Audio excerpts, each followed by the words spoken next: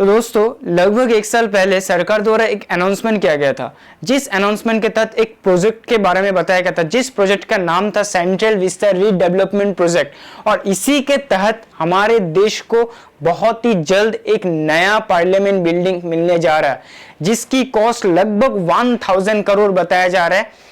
Estimate किया जा रहा है कि 1000 करोड़ इसको बनाने में आएगा।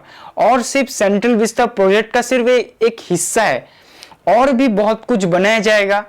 जैसे 10 बिल्डिंग्स और बनाए जाएंगे, पीएमओ ऑफिस बनाया जाएगा, पीएम रेसिडेंस बनाया जाएगा, और वाइस प्रेसिडेंट के लिए एक रेसिडेंस बनाया जाएगा, पीएमओ ऑफिस बनाया जाएगा, और सेंट्रल सेक्रेटरीट हॉल बनाया जाएगा, और एक बड़ा सा पार्क बनाया जाएगा, और भी बहुत कुछ बनाया जाएगा इस सेंट्रल विस्ता रीडेवलपमेंट प्रोजेक्ट के तहत।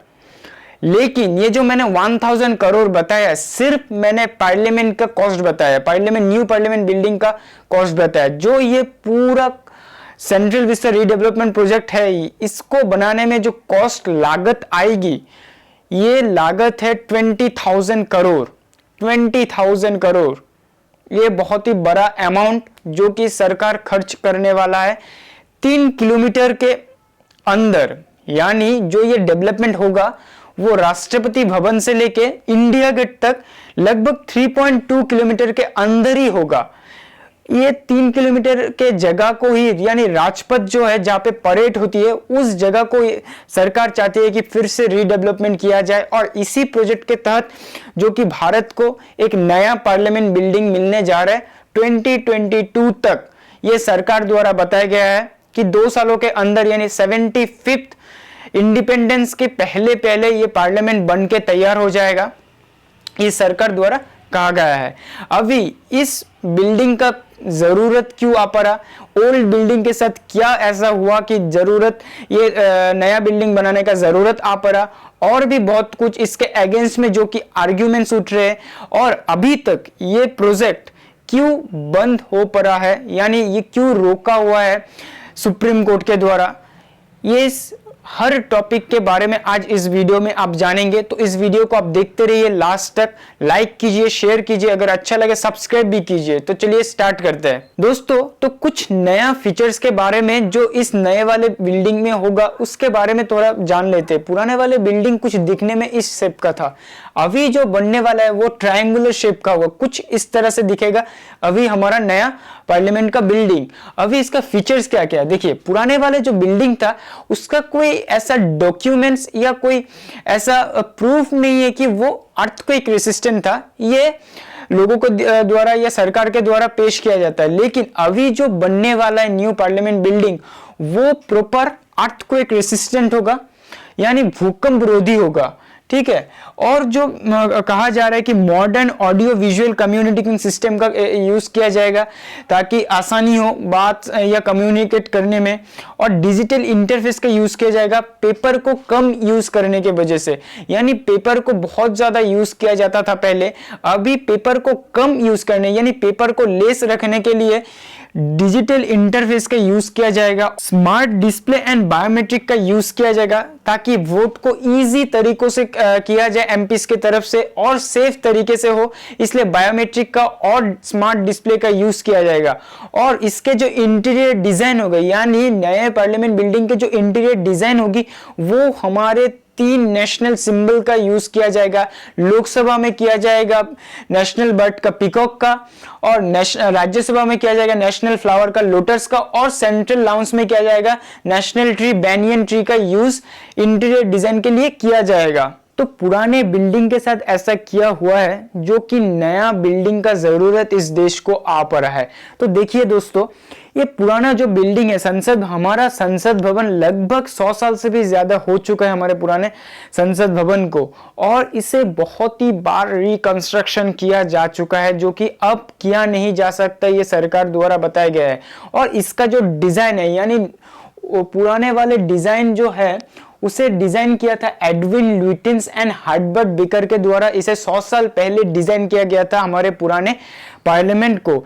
इसमें 3 चेंबर्स थे, एक थे लोकसभा के लिए, एक था राज्यसभा के लिए, और एक जो था वो लाइब्रेरी को रखा गया था, और बीच में जॉइंट सेशन के लिए सेंट्रल हॉल बनाया गया था जो कि एडविन लुटियंस और हर्बर्ट बेकर के द्वारा डिजाइन किया गया था। तो अभी जो हमारा नया संसद भवन बनने जा रहा है उसका डिजाइन किसने बनाया है? उसका डिजाइन बनाया है बिमल पटेल ने, जो कि गुजरात बेस्ड एक एचसीबी कंपनी का एक डायरेक्टर है। वो बहुत ही प्रोफेशनल आर्किटेक्ट है। बताया जाता है कि Gujarat high court, IMM Ahmedabad, IIT Jodhpur, Kashi Vishwanath, ये सब पॉपुलर बिल्डिंग्स के डिजाइन ये बिमल पटेल ने ही किया है और इन्हें पद्मश्री अवार्ड से भी नवाजा जा चुका है। तो क्या जरूरत आ पड़ी एक नए पार्लियामेंट बिल्डिंग की? तो सरकार इसके अगेंस्ट में जो रीजन देती है वो है, पहला सीटिंग कैपेसिटी को लेकर, यानी अभी वर्तमान समय में लोकसभा में टोटल 543 एमपीज है और अगर एमपीज की संख्या बढ़ती है तो बढ़ के 550 तक ही जा सकते हैं, यानी एक साथ 550 एमपीज ही लोकसभा में एक साथ बैठ सकते हैं, उससे ज्यादा एमपीज एक साथ बैठ नहीं सकते। और राज्यसभा में वर्तमान समय में 245 एमपीज है, अगर इसकी संख्या बढ़ती है तो 280 तक ही एक साथ राज्यसभा में एमपीज बैठ सकते, इससे ज्यादा बैठ नहीं सकते। लेकिन जब इसकी सीटें बढ़ाया जाएगा तब लोकसभा में सीटों की संख्या बढ़ के हो जाएगी 848 और राज्यसभा में इसकी सीटों की संख्या बढ़ के लगभग 400 तक आ जाएगी इन 2026 तक। अभी यहाँ पे 2026 क्यों कहा गया? तो सुनिए, देखिए, जब हमारे देश स्वतंत्र हुआ था, यानी फ्रीडम के टाइम कहा गया था कि प्रत्येक 10 वर्ष के अंदर, यानी एवरी 10 ईयर हमको क्या करना पड़ेगा, पॉपुलेशन का सेंसस करना पड़ेगा और पॉपुलेशन जब बढ़ती जाएगी तब एमपीज की संख्या भी बढ़ाया जाएगा। लेकिन 1970 आते आते सरकार ने एक प्रमोशन स्टार्ट कर दिया। किस चीज का प्रमोशन? पॉपुलेशन कंट्रोल करने की प्रमोशन या एडवर्टाइजमेंट लगा दिया कि आप पॉपुलेशन को कम करिए, यानी 2 बच्चे से ज्यादा आप पैदा मत करिए। तो इस पॉपुलेशन कंट्रोल के लिए ये प्रमोशन सरकार 1970 आते तक स्टार्ट कर दिया था। लेकिन साथ ही साथ हमारा पॉपुलेशन भी बढ़ रहा था, तो जब 1970 आते थे पॉपुलेशन को कंट्रोल करने की बात आ रहा था तो कई स्टेट इसको मान रहा था, कई स्टेट इसको नहीं मान रहा था। तो 1976 आते आते सीटों की संख्या फ्रीज कर दिया गया। मतलब अब सीट बोला गया कि 2001 से लेकर 2002 में देखा जाएगा कि एमपीज की संख्या बढ़ाया जाएगा या नहीं जाएगा।